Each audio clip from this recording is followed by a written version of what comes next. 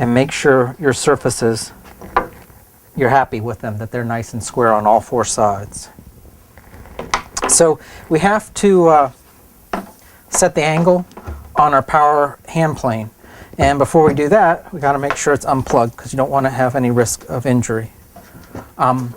This is a Bosch electric hand plane. It works terrific. I had to build a custom fence in order to do these kinds of cuts, but it's pretty straightforward. I used their existing mounting holes and a piece of masonite and some aluminum. I used butterfly nuts so I could easily adjust it. So on the underside, this is our cutting head. It rotates in one direction. It has two cutters, which are replaceable. And we need to take our pattern and we need to adjust the planer to fit that angle. So that's what I'm going to do next.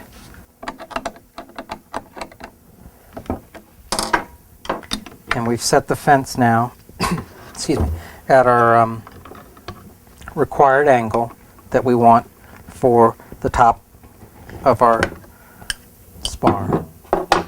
And we can check that if you look down pattern. So now you know that the angle's correct. And as long as your two fasteners are tight, it should hold that setting. Okay, so what we're going to do is we're going to plane down this edge to get our angle that we want. I'm going to start, the knob allows you to adjust the depth of the cut, and I'm going to start with a real shallow cut, 1/64 of an inch.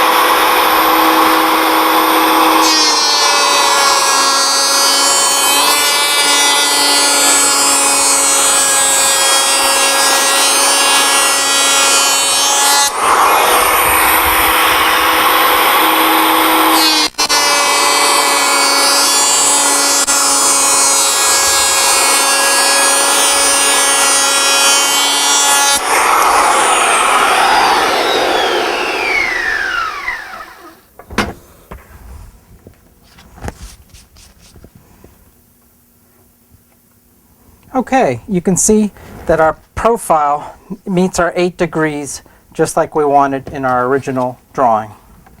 Okay, other than your power plane, which we just used to create our angle on the top of our spar, you're going to want to have a variety of hand planes. They don't have to be exotic or expensive. Some people have some real expensive types. These are just Stanley block planes. There'll be times when you won't be able to use a power plane because of the location, or you just need to work on a curved surface or something. I like this Stanley. It's got a 2-inch cutter. And then the other ones I really like and I use all the time are these small Stanley planes. And I like to have a couple of them set at specific depths, kind of one with a heavy cut and the other with a real light cut. And I just don't change them. I sharpen the blades with a stone, but once I set them, I leave them rather than keep trying to adjust and fiddle with the settings. They do a terrific job. You can knock off corners, you can use them in real tight places, but since they're so inexpensive, less than $9 a piece, I like just to have several of them in the shop. Let's talk a little bit about how you're going to maintain your tools. In this sense, your planes, you should never set them down with their cutter, facing down. Always leave them on their side, or put them in a box, some way of protecting the cutter.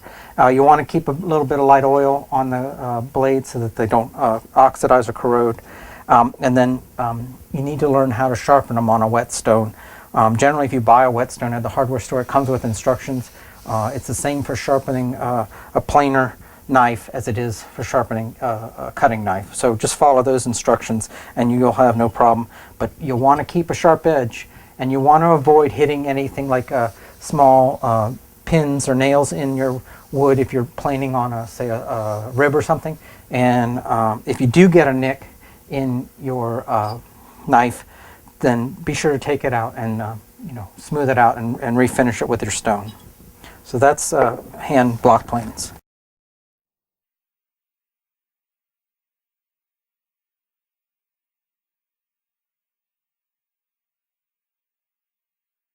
The next thing I want to talk to you about is your drill press in your shop. It doesn't have to be elegant, but you do need a pretty good size drill press in order to do a lot of the work you're going to have.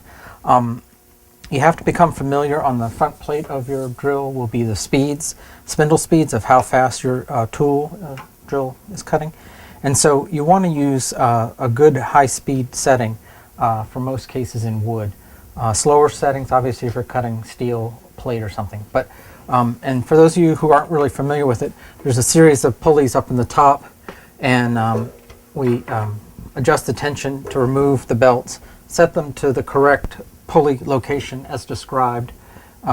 One set of pulleys has letters and the other has numbers corresponding to a certain RPM, and then you re-engage the tension on the motor so that you have the belt tight. Another thing I like to talk about is having your work surface. Drill press, of course, has a cast iron work surface that you would use if you want to clamp something to, but often you're using the drill press within just something you're going to hold, like you're going to example, we have this piece of wood and we just need a hole right there. You probably don't need to clamp it in that instance. We want to take a look at the different types of drill bits that you're going to use for different operations. Many of you are familiar with what we call twist drills. This is a drill index, and like saw blades, you need to buy the very best drills you can afford. I don't recommend buying the $9.95 100 drill bit set. That's not going to be a quality cutting tool. A proper drill bit set like these were made in America, they're going to cost over $150. It's worth every penny if you take care of them. They can be resharpened using a drill doctor tool, which you can buy at your hardware store. And we've had these drills for many years, and we keep use of them, keep them sharp, and are able to use them. This is a drill set that is in inches, meaning the sizes are in 7/16, 29/64, up to a ½ inch. The other kind of index that you're going to probably want at some point is a wire gauge index. So this is, once again, you're going to need to pay a decent amount for a good set. And they start with a number 1, which is 0.228, and the index goes all the way down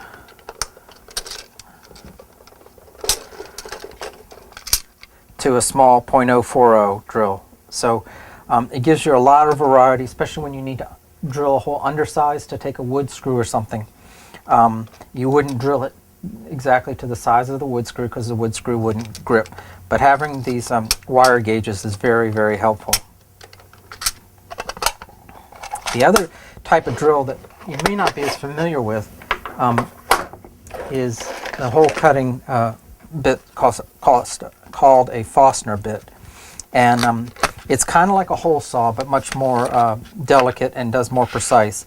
It has 2 cutting surfaces and then a center point, which allows you, to actually grip the surface of the material. And this is the very best tool for cutting thin wood, or if you're boring holes like in a spar, or to create a nice square edge hole. And we're going to give you some examples of doing just that. And then the last bit, which is not really designed for wood, but is handy to have in the shop and use for not necessarily drilling a hole on your airplane, but drilling holes for jigs or whatever, is a uni bit. It's called that because it has these steps, and inside you can see the dimensions for each step, and they'll make a perfect hole starting at 3/16 and going all the way up to 7/8. And so in the drill bit, it steps down as you go down, and it's excellent for cutting holes in sheet metal. But it's also handy to have when you're making patterns or jigs. You need a hole specific to that size. You can use a uni bit.